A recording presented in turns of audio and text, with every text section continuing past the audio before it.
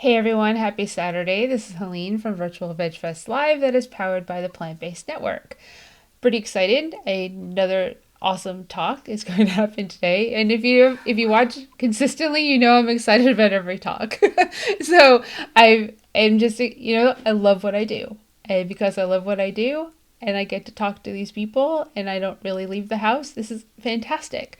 So let's say thank you to Compassion Works International for being our sponsor of our talks this month, and also our Pass the Buck campaign is money that's going to be donated to them. So if you pass the buck, which is if you donate $1 or more, you'll get entered to win a prize pack from Follow Your Heart. Easy to do that. Just go to the virtualvegfest.com website and click on the graphic that is for Pass the Buck. We also have a contest, monthly contest to win prize packs from Crofters Organic, Follow Your Heart, Orgain, and Hodo Foods. Thank you to them for donating to us monthly prize packs that we pass on to you. How do you do that? The link was posted today. It says, want to win a prize on our social media? The link is there. Go click it. People have been doing it since I posted it, and we will pick the winners next month. We just posted the winners for January, so their prize packs are being mailed to them. Awesome. Shop virtualvegfest.com, support our vendors, and of course, watching us live and subscribing to our YouTube channel. We'd really like you to do that. That would be fantastic. So Nicole Rawling is with us today, and we were just talking about how I met her. She put out a cry on Facebook back 8 years ago, 9 years ago, and said, hey, can you come down middle of the day, downtown Raleigh, and be part of this press conference that was a release of footage from factory farms in North Carolina, undercover footage, and they just wanted people in the seats, and I happened to be free, so I went down, and that's the day that I met Nicole, and she was like, thank you so much, thank you so much. She's an attorney, and and then she moved. And she moved to California. So I'm going to bring her on so she can tell you more about her and what she's doing now, which is really cool. Hey, Nicole, how are you? Hi, it's so good to see you again. I know, good to see you too. So, do we remember who? I feel like maybe it was Mercy for Animals, but I don't think so. I did something else for Mercy for Animals in downtown Raleigh. It was some nonprofit that did undercover footage Yeah. at chickens, and British Roast chickens. It was pretty graphic. That you were part of a press release, not press release. Well, the press conference, and I was free, so I came down. I honestly can't remember. I have to say, I feel lucky enough to work with enough animal protection organizations working on farmed animal issues that I've been involved in quite a few undercover investigations and Yep. press releases. So, but I'm thrilled you came down that day, and it's great to still be in touch after 8 years. Yeah, I know. And then like you literally moved. You're like, peace out, going to California. And I've lived in California, so I was like, oh, that's awesome. But I would love for you to share with everyone like who you are, what you do. I mean, you can start with like Jim was funny on Thursday. He was like childhood. I was like wherever you want to go. Where to start? Yes. Um, Yeah, so I guess I could take his lead and start in childhood with my vegan vegetarian story. Yeah. And my mom tells me this. I don't actually remember, but when I was 5 years old, I was a very inquisitive child. She said I was a born lawyer, and I was always asking her, what if and questions about everything. One day we were talking about dinner, and I was like, well, what are we having for dinner, Mom? And she said, hamburgers. I was like, well, what is hamburgers? And she said, well, it's beef. And I was like, well, what is beef? Yeah, she told me cow, and I absolutely flipped out. Couldn't believe that we were eating animals. I was so mad at her, and I went pescatarian then. Went vegetarian a couple years later when my dad took me fishing, and I realized what we were actually going to do with the fish that we caught. And then started a vegan transition around 2002. I think, like most people, it took me a while. It's very, very hard to give up cheese. Yes. So yeah, and then I went to law school because I wanted to help animals. I wanted to use my law degree to help animals, and so that was kind of my whole career plan. That's awesome.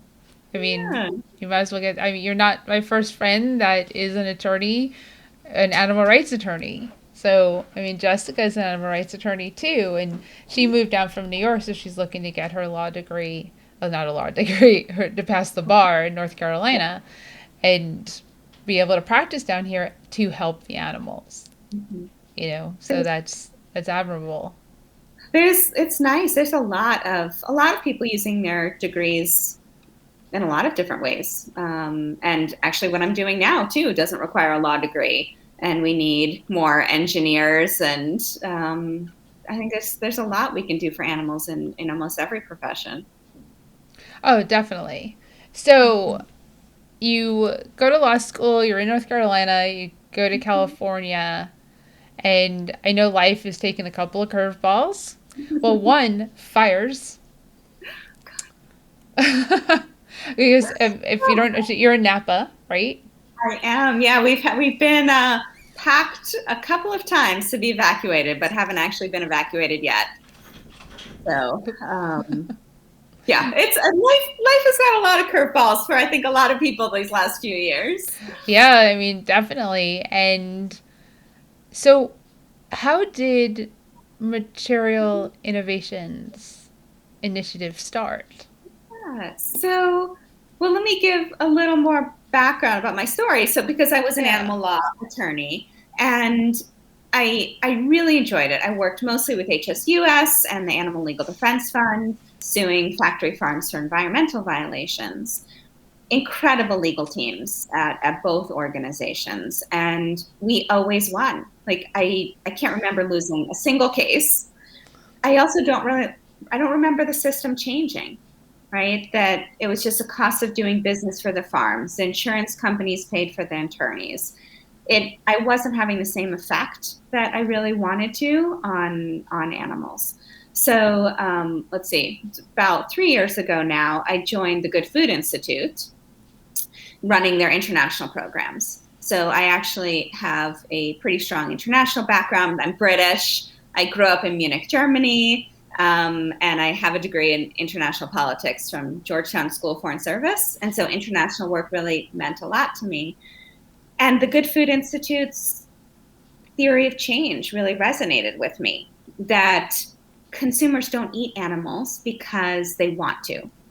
They eat them because they taste good, they're cheap, and it's convenient, right? Basically, any place you go to has animal products. And if we can change that, if we can give consumers what they want, just without the animals, that consumers will change.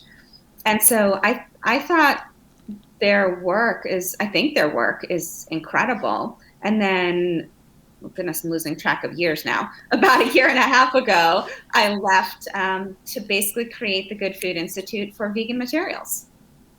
And we're using the same theory of change, that consumers don't buy, right, leather, wool, silk, down, fur, exotic skins because they want to hurt animals. They buy it because they're beautiful materials, high performance, and are cheap and in the stores where we normally go. And so that's what we do. That's what the Material Innovation Initiative is working on.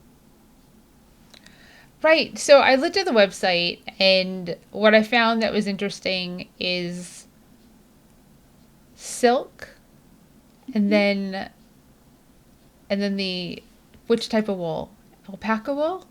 Well, alpaca wool, yeah. Alpaca wool, then leather, beef leather. That's the order of the most environmental risk of the products that people purchase. And then wool is wool. There's wool too on the list, and it's a couple more down. It's after cotton, right? You have a great memory. Right. I mean, I do my prep work right before we go live. So, but I mean, it was interesting because like a few years ago, I was looking at this brand of sneakers, and I didn't realize, I thought they were vegan, and upon further research, I found that it was alpaca wool. So I decided to say, well, what do you do with the sheep? I asked the company, what do you do with the sheep when you're done with the sheep? And they were like, but I didn't, I mean, so it kind of resonated with me that the alpaca wool was so high on that list because, I mean, I opted not to buy the shoes. I canceled the order because it didn't work for me. I was like, I'm not going to buy these. And I really don't believe that the animals were going to live a great life after they've been sheared enough to make the shoes. So, right, I see I know. But I mean, I'd love for you to go through that and help people understand because people are thinking, well, people eat the meat, why is it so hard? They use the whole animal, so why wouldn't we wear leather? Like what's the point of that? And you have like a graphic on the site as to all the things that go through to make leather from a cow, the environmental impact of eating cows on water, the environment, obviously the animal welfare. There's a lot that goes on there. But I'd love for you to speak to how silkworms, alpaca wool, cows, and why it's important to create an environmentally friendly substitute, which we have some for some of these things, and what those substitutes are going to be so that we get them into the mainstream stores so people go, kind of like the Beyond Burger and the Impossible Burger in the same section as a beef burger. And someone goes, we have that in the restaurants. We like that Impossible Burger. Let's just buy this instead. Prices are comparable. So, and take that home. That's what I feel like you need to say is, well, here's a leather jacket and here's this, whatever you tell us today, jacket that does exactly the same thing. Better for the environment, keeps you warm, price is less, hopefully, or comparable. And we kind of get away from, less animals being killed for consumption and for use. Um, well, if I can start by saying, and I think most people listening will understand this, that whenever you use an animal for as a commodity, they are not treated well, right? And so even sheep, that's a great example. Even sheep who say best case scenario, at the end of their life are actually, out to pasture and are taken care of, which we know doesn't happen. They go through shearing every year and they're gashed. Like some animals die through the shearing process because the shearers are paid by weight, right? So they try and rush through the animals as quickly as possible to get as much money, and they really don't take care of the animals when they're shearing them. And I've actually been to another regenerative wool farm in California, close to where I live, and half of the babies are sold every year for meat. They cannot sustain operations with just the wool alone. They sell the lambs. So I think that's the first thing to remember is that these animals are not treated well during their lifetime, and at the end they are generally killed for meat. So on the environmental side, though, I think this is new information that a lot of people aren't aware of. And something that I've learned in the last 2 years is how complicated sustainability is, right? And so these are looking at things like land use, water use, eutrophication, chemical use. It does not take like microplastics into account. So there are some issues with this data, but silk is the worst for the environment. Alpaca wool is second. Leather's third. Like you said, cotton is fourth, and traditional wool is fifth. And if you think about it does make sense because there's so many of those resources that need to go into growing those animals, feeding those animals for their lifetime, and then they emit greenhouse gases into the environment. So, and then if I could address what you were saying too about these animals or these materials being byproducts, right? The issue is the margins in animal agriculture are so low. Let's take leather, for example. leather, the profit margin is only 5%. And leather accounts for 5% of the value of the animal. And so if we stop purchasing leather, that's less profit that the industry has to sustain itself. And whenever we do that, we have to start taking away profit from animal agriculture in order to put in other sources to, put our money and resources behind products we really believe in. Yeah, one of the things on the site, it says there were percentages like millennials and that people are using their pocketbook as a way to facilitate change, that they don't want to buy animal products. They want the substitutes, alternatives as an option. And there's like 5 boxes. I can't remember those numbers and what's in there. Something, I don't know how many other animal advocates feel this, but I've always been told, talk about the environment, don't talk about animals. Because that's what people care about, right? People care about the environment, or the general public cares about the environment and not necessarily animals. But we did a study on both American and Chinese consumers. And actually, it proved me wrong. It proved, that traditional mentality wrong. Actually, 47% of both American and Chinese consumers would switch to a alternative leather, what we call next gen leather. So leather that's more sustainable, that's not petroleum based, that doesn't use animals. So 47% of both US and Chinese consumers would switch because of animals. And only 29% in the US and 41% in China made the same decision because of the environment. Huh. Yeah, so when we're looking at next gen materials or materials in general, people do seem to care more about the animals and understand that these materials aren't necessary. And it actually kind of makes a lot of sense if you think about, if you're comparing food to materials, right? All of us have alternative materials at home anyway. We're used to it, right? And by us, I don't mean the audience here who's probably likely all vegetarian, vegan. I mean the general population. Everybody has these materials at home. Second, there's no cultural attachment to leather, for example, or wool, like there is to food. You don't have your grandmother's recipe that's been passed down for generations. You don't have the meals that you're used to eating with your family, right? This is a decision that you make, a few times a year, maybe every month, where you purchase a new piece of clothing or shoes or a rug for home. You don't have that connection to it.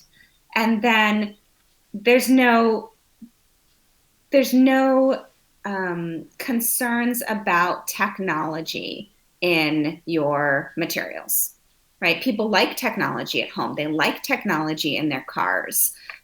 People don't really like technology in their food. It makes them nervous. Right. So we've seen consumers much more willing to switch to next gen materials than food. So just so everyone knows, if you have any questions or comments or reactions, please feel free to write them. We'll definitely address them. So I forgot to say that in the beginning. But you're talking about next gen materials. Like what? So right now, what people probably know is petroleum-based alternatives, or what we've called like pleather, or acrylic, or nylon, polyester replacements to animal materials. Well, those still are not good for the environment, right? Obviously, they are better for animals. No animals are directly killed in the making of those materials, but at the Material Innovation Initiative, we really see it as helping animals and the environment. And so what we're looking at is materials that are made directly from plant-based sources. So Piñatex is one example. They make materials out of the byproducts or pineapple leaves. Deserto makes leather out of cacti. Natural Fiber Welding uses like rubber and cork and hemp in their next gen leather. And so those are the type of products that are on the market right now. It is the nascent industry, so they can be hard to find. The technology that's coming is actually really exciting. And so it's similar to the food space. So precision fermentation, where you grow protein like collagen in a lab, or cultivated. So like we've seen the cultivated meat, Singapore just approved the sale, and in Israel, Benjamin Netanyahu ate some of the cultivated meat. We're going to see the same in leather and other materials. So, I mean, cotton was on that list, Of the the top material. five, right? And Yeah. cotton is it's like soy; it's in everything. Mm-hmm. Yeah. So, I mean, I How do we move away from how that? do we move away? But also thinking about cotton, when you think about silkworms, you think about cows, you think about sheep, you think about an animal. Mm-hmm. Cotton is a plant. I've Mm-hmm. driven by the cotton fields in Mississippi. I was like, what state was I in? In Right. Mississippi. It's really interesting to see. 'Cause, Uh-huh. I mean, you almost want to go. You want to go because cotton. You think soft. You think like a cloud. You want to go and touch it. Mm-hmm. Yeah. Well, it's hard. We're only about a year and a half old. So, really, our focus is replacements to animal materials. There are a lot of organizations that are working on cotton. It is really encouraging to see how much the fashion industry cares about sustainability. And so, there are a lot of groups that are working on cotton. Our real focus right now is on replacements to traditionally animal sourced materials. Okay, that makes sense. I was just curious because if it's on the list, you kind of go, it's on the list. Yeah, yeah, we pulled it. The data that we got is from an organization called HIG, HIGG. So they compile data from the fashion industry. So they really look at the environmental impact of materials. And so those are the five top materials that are bad Right. for the environment in the world that are used for the fashion industry. And 4 out of 5 come from animal-based sources. Right. That's a great point. So Mm-hmm. Susan's asking, hi Susan, is there a next gen version for silk? There's a lot of companies that are working on that. Thanks, Susan. It's if you look at our website, it's materialinnovation.org. We have a resource page that we then go into innovators, and so we have landscapes of all the companies that we believe are working on next gen materials that replace animals. And so right now, I can't think of anything that's really available to the market, but the exciting technology is there, especially with things like precision fermentation, where you can grow the animal protein without the animal. And I'd like to thank the Open Philanthropy Project for funding our scientist. So we have a scientist who's actually joining us in a little over a week. She's joining us on February 15th to work mainly on silk and fur alternatives. Oh, that's awesome. Mm-hmm. I had something I wanted to say and it completely just went whoosh right out of my head. I hate when that happens. I was like, oh, there's something I want to go. There's a place I want to go here and I don't know what it is. So, I mean, it's important to make that connection between the environment and the animals. And I'm glad that Susan said great. So that's awesome. Yeah, great. Yeah, And it's coming, Susan. That's what we're working on. yeah, it's a good timing, and you follow the website, and you'll be able to, and the social media, and you'll be able to keep track. But it's interesting. People care about the. We'll get there. Susan's asking about organic cotton as well. What about organic cotton? But let me finish my thought so I get it out of my mouth. It's important that people care about the environment and about the animals. And it's funny that you felt that the environment was more the trigger than the Mm-hmm. animals. Whereas my goal this year is to make climate and environment juicy enough for people to care. Because Mm-hmm. people care about food and health. but I guess animals next, based on your research. And then the environment is just kind of like this thing that we live in. It's getting destroyed daily by our own actions. And we need to make that connection so that we can save the planet. And some of the ways, a lot of the ways, what you're doing actually is a way to help save the planet. It's a byproduct of your innovation.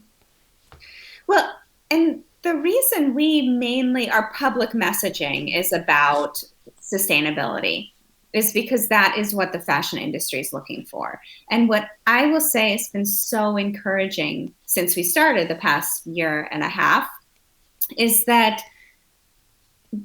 major fashion brands are actively looking for next gen materials.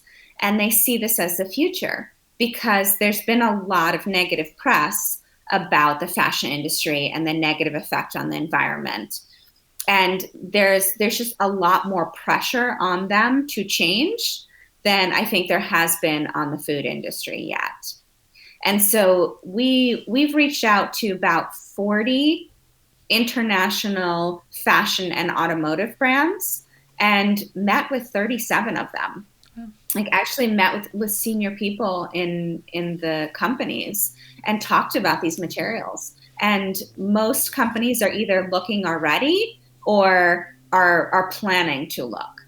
And so I think this industry is going to change quickly. The supply just isn't there. So we have the demand, right? We have the demand from consumers. We have the demand from the brands. They just can't sacrifice on performance or aesthetics, right? They need to be able, if you think about something like leather, it has to serve a lot of different purposes. So if you have it on your shoes, it has to be water resistant.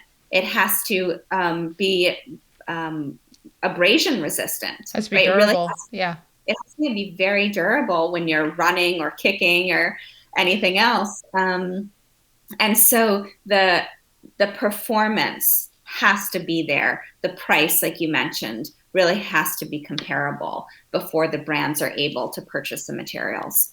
So we see this as a huge opportunity for people to get into the industry, that there needs to be more next gen material companies.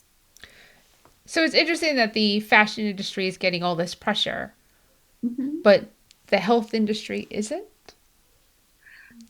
I don't, and I wonder, I mean, it's so interesting. Like, I wonder if it's really because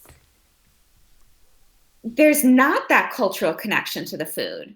You know, people don't say, oh, I just can't give up my wool. Like they say, I just can't give up cheese. I mean, even as a vegetarian, almost vegan, I was telling myself for about 2 years that European cheeses were okay. And I was like, yeah, I grew up in Munich. I saw the cows outside. They're happy. It's fine. I'll just eat European cheeses. Yeah. So I like to joke about that because nobody's perfect, right? I mean, Yep. you do go through this, cognitive dissonance to try and reinforce your behaviors and those products you like. And I think that happens with food. And it really doesn't happen with a lot of other materials. It's so interesting though, because the food is causing people to get cancer and heart disease and strokes and diabetes. And it's like in your face, it's in our faces daily of what the impact is on how you feel your body. It's not in our faces daily that wool sweater is, really bad for the animal that produced that wool. So it's so weird to me that the fashion industry is getting all this pressure to make changes. And I guess, in a sense, the food industry isn't so much getting pressure, but they're realizing where the money is. So Mm-hmm. they're naturally changing over or adding divisions that are plant-based vegan Mm-hmm. because they realize they can make money. You follow the money and you realize that companies like Nestle, who I'm not a fan of, but Nestle's got vegan stuff on the way, right? You're like, I don't know. I'd like to support like Smithfield, right? Smithfield, if you don't know, is here, North Carolina, second largest producer of pigs in the country. You go to Sprouts one day and they have this new brand, which I can't remember the name of, but it's by Smithfield and it's plant based. It's vegan. And you're like, and you don't realize I bought it, brought it home, and then went, this is Smithfield. How do I feel? How do I feel about eating this? I was like, how do I feel about having given these horrible, horrible people money? But I'd rather give the money. I want to give them money in a sense. If I like the product enough, I'll keep buying it. Because the more money we put into their vegan plant-based division, the more money that'll go towards their vegan plant-based division, the less money that'll go towards the animals. Because they're going to put money towards where they make the most profits. No, I think you're exactly right. And I think it is a struggle for many vegans on actually giving your money to those companies. But I think we need to understand how the market works and what our end goal is.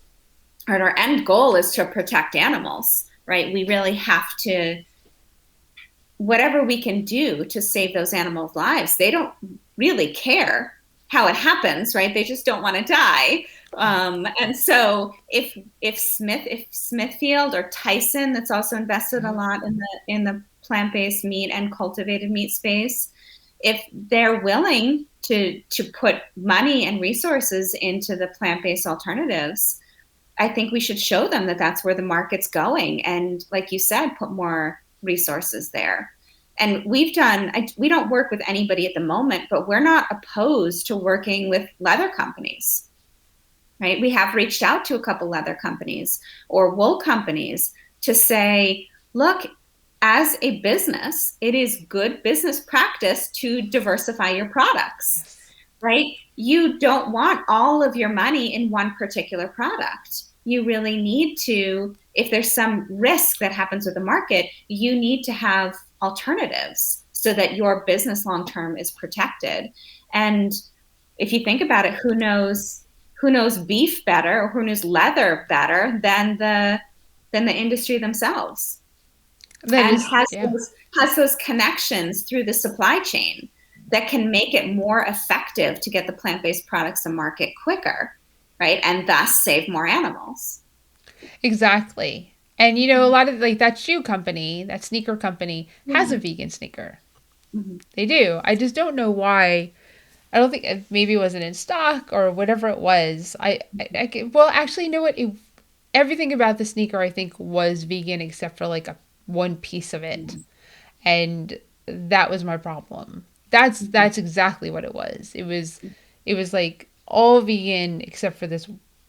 It was like this one part was the wool, and I said no. I went back and forth. It's got good reviews. Do I want this? It's only this little piece, and I canceled the order because I just said, you know what? I don't need this. I can get a vegan sneaker and be a good product for what I need it for. So I'm a shoe person, so that's why. But to go back to Susan, the what about organic cotton? I definitely want to address that before we get too far away. So, I mean, the lawyer in me is really reluctant to talk on an issue that's not my area of expertise. So that's, we don't know cotton that well because our focus is in replacements to animals. And I could see eventually, having a bigger understanding of other issues. But right now, there's so much work to be done in the animal materials that's where we're focused, where we know we can directly save lives by creating those new materials. How many lives do you gander will be saved? So I can tell you the number of animals affected in each industry right now. Okay. So for leather, it's 1.4 billion cows that are killed every year. For fur, it's 1 billion animals. For down, it's about 840 million animals. Wool is like 367-ish million. Exotic skins, so when we're talking like pythons, crocodiles, it's about 2.5 million. Unfortunately, many of whom are caught in the wild as well. And something we're trying to figure out, but I don't have the exact numbers yet, is the interesting thing with those animals for exotic skins is most of them are carnivores or at least omnivores. And so the byproducts of the fish industry, of the chicken industry, are also going into them to feed those animals. And then for silk, it's 1 trillion silkworms that are boiled alive every year for silk production. I'm going to go in a direction that I'm sure if somebody's watching this who is wearing silk or is still eating animals is going to say, it's a worm. Nicole, it's a worm. Why do we care about a worm? So, I mean, I will admit I'm one of the people who takes out spiders. We've had a spider that Yeah. is somewhere in this room right now and it's about that big. I'm not thrilled. I don't know where she is. Um, but we, as a family, me and my boys care about animals. We take all animals, right? And we take them out. I don't believe that insects do not feel pain, right? It doesn't make sense to have a living creature that is walking around and for some reason does not feel pain like every other living creature.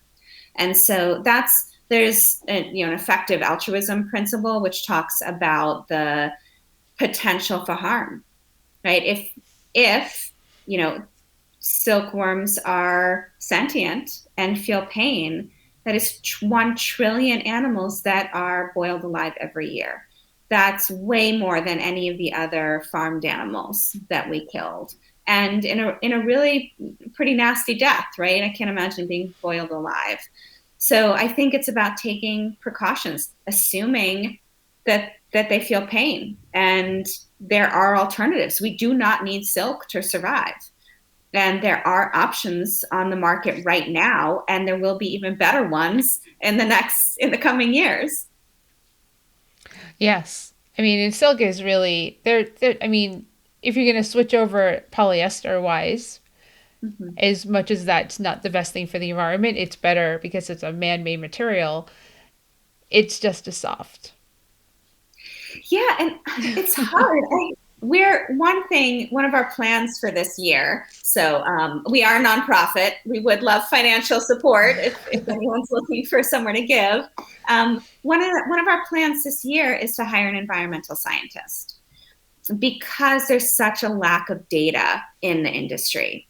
And we're making some big assumptions. And when you talk about environmental impact, there are a lot of different things to consider, right? Like I'd mentioned before, land use, right? Loss of biodiversity, water use, chemical use, greenhouse gas emissions, microplastic pollution into the oceans, and end of life. Can these materials be recyclable? Are they compostable? Are they biodegradable? There's a lot of things to think about, and I think it's tough for consumers. And I will say, so I'm a single mom. I've got 2 boys.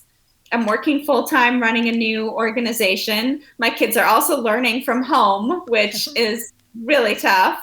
Um, it's very, very hard to make the right choices all of the time. And I think that's what I like about what we're doing is taking that pressure off of consumers.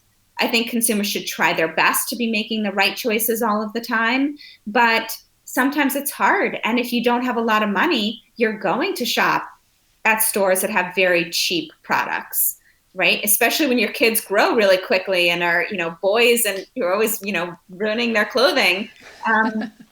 We need to ensure the brands are actually making really good decisions for consumers as well and sourcing these more environmentally friendly and animal friendly products.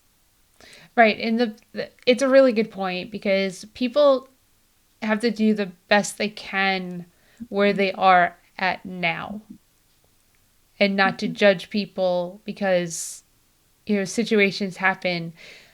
I was cruelty free before I was vegan. But when I didn't have money, my toothpaste went from Tom's toothpaste to AIM toothpaste because AIM toothpaste was 99 cents as opposed to $4.99 for a tube of toothpaste. You have to Mm-hmm. make those choices. Did I know my toothpaste was probably not cruelty free anymore? Yeah, but I couldn't afford. I was like, what are you supposed to do? You still have to brush your teeth. You still need toothpaste. So you have to kind of ebb and flow and give and take as to what makes the most sense. Did I pick up an animal and eat it? No. That wasn't the choice. I didn't put a steak back on my plate or chicken or fish, that could counter tofu or something at that point. But we all go through like ups and downs. And also for people who are just on their journey, their path, wherever they are, we have to meet them where they are with support and caring, empathy, conscientious and sympathy, whatever it is, whatever fee that we need to give them, and help them move forward when they're ready to move forward. Because that's pretty much the only way they're probably going to move forward, as Yeah, no, opposed to I judging. I completely agree. I think nobody's perfect, right? And that's why I like to tell that story of, you know, the mental gymnastics I did myself to continue to eat cheese.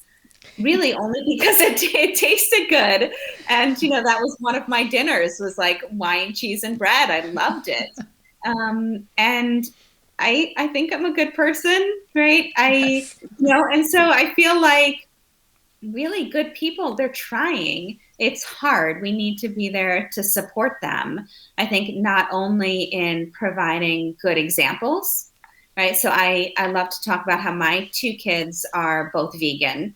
And in Napa, where I live, I think they're the only vegan kids. I would assume we would know other vegan kids if they were here, and they're great examples, right? They do a lot of fostering. We have 4 foster guinea pigs at the moment. Hopefully, you'll hear them soon. I think they're going to wake up soon. But showing that compassion to others, and just setting that example, and like you're saying, helping people from where they are. Exactly. So to go like a completely different direction, I love that you're in California. It's a home state for me. And before we went live, we were talking about the Jelly Belly factory. I want people to know that Nicole lives probably within an hour of the Jelly Yeah, Belly factory, I think it's like half an hour. even closer. Oops, there goes the internet. Okay, here we go. So the Jelly Belly factory, they're vegan, and it's a half hour away, it's a really fun place if you ever get a chance to go. I don't know, is Budweiser beer vegan? I don't drink, so I don't even know. I don't know, but I will find out for you. I would assume so. Yeah, I don't know because I don't drink any alcohol, but the Mm-hmm. Budweiser factory is right next to like pretty much the jelly bean factory, so you can make a whole day of it. Just don't bring the kids if you're gonna go to Budweiser. California is near and dear to my heart, and it's weird to me for you to say that Napa is not very vegan friendly when you're buffered by San Francisco and the Bay Area and Sacramento, which Mm-hmm. San Francisco's always been vegan friendly, and so is the Bay.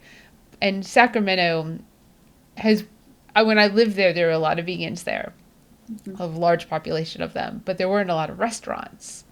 And Mm-hmm. it's boomed. It Mm-hmm. is absolutely grown and boomed in veganism, restaurant wise. Bakeries, everything. Mm-hmm. And that's so close. That's so close to you. So close. And the mountains. It's just, Sierra Mountains are like near and dear to my heart. So, yeah. I feel bad complaining about it. I live in an incredibly beautiful area. Napa it really is very picturesque, and I'm planning on doing it. I think it's 65 degrees here today. I'm going to go do a hike after this. Um, but there's not a lot of like mid-range restaurants, I think, which is tough. So there's really, really fancy restaurants, and then there's a lot of fast food. But you're right. Like, I'm part of the vegan Sacramento group. I'm part of the Sonoma Sacramento group, and then obviously the East Bay and San Yep. Francisco. are really great places. But if I could share an anecdote, that the reason I moved to North Carolina I was at San Francisco beforehand, and we lived in Noe Valley, which again, you think it's like the center of San Francisco, really nice area. We were close to Whole Foods. And we went to North Carolina to Weaver Street Market downtown. So that was Chapel Hill, or Carborough. And they had more vegan options than Whole Foods in San Francisco. Yeah, it was incredible. And so that's actually the reason why it was my ex-husband's job that they were trying to convince us to move there. And I was like, no, I could never live in North Carolina. And then we went there and I was like, okay, I could live here. This is awesome. We're moving to Weaver Street Market. It's really funny. There's a Weaver Street Market now in downtown Raleigh. Nice. Right? So they moved there. And my story is when I came down here, I went to eat at Remedy Diner. And I said, okay, I can move here. And we have like 9 vegan restaurants now. It is amazing what has happened in the last 3 years or so. Vegan food trucks, vegan restaurants. Earth to Us just opened up a second Earth to Us in Raleigh Cary and one in Durham. I mean, that is during a pandemic. That is huge. I mean, absolutely huge. So if you're thinking like, oh, why would I go to North Carolina if I was vegan or vegetarian, or even, I mean, health conscious wise, it's a great place to live because we have tempered weather, and you can get out in the winter and do stuff. Like today, I think I don't even know what it is, 50 degrees, 45 something degrees. It's not really overly cold when it's sunny, but I went vegan here in North Carolina. I lived in New York and California. This is where I went vegan. And it's only got grown since. And Asheville, I guess you said Asheville, yes. Actually, a member of my team lives in Asheville. Jonathan Frappier lives in Asheville, our development director. Yeah, I think that's what you've talked about before, is this demand, right? It's that there is money in plant-based food, right? And maybe, I mean, it's frustrating from the ethical standpoint that people aren't making a change because they really care about the animals. But in the end, I don't think the animals care, right? They don't care why we're not eating them anymore, right? They just don't want the suffering. So I think when we demand more of those products, there are going to be more restaurants and food trucks, and even not just vegetarian or vegan restaurants, but normal restaurants will start carrying more options. Right. Exactly. And you're funny, you said the animals don't care why we stop eating them. Well, the thing is, those animals won't be born in the first place because there won't be the demand to keep doing it. Exactly. And they won't be taken away from their, mothers, and their mothers won't suffer. And yeah, I think there's obviously there's a lot of positives. 100%. Well, Nicole, this was awesome. If people wanted to get in touch with you to find out, donate to you, how would they do this? So our website is materialinnovation.org. And like most nonprofits, we have a donate button. And I will say too, I mean, we are really young. We've been around about 13, 14 months. And so really any bit helps. And actually we're doing a matching campaign right now where I think we've raised, it's $35,000 that we get if we raise another 35.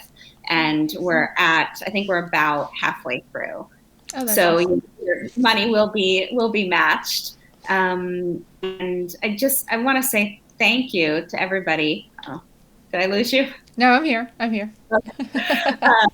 Well, and just thank you to everybody who, opens up their mind to care about materials too, because I know so many people are really aware about the issues with food and haven't really thought about materials.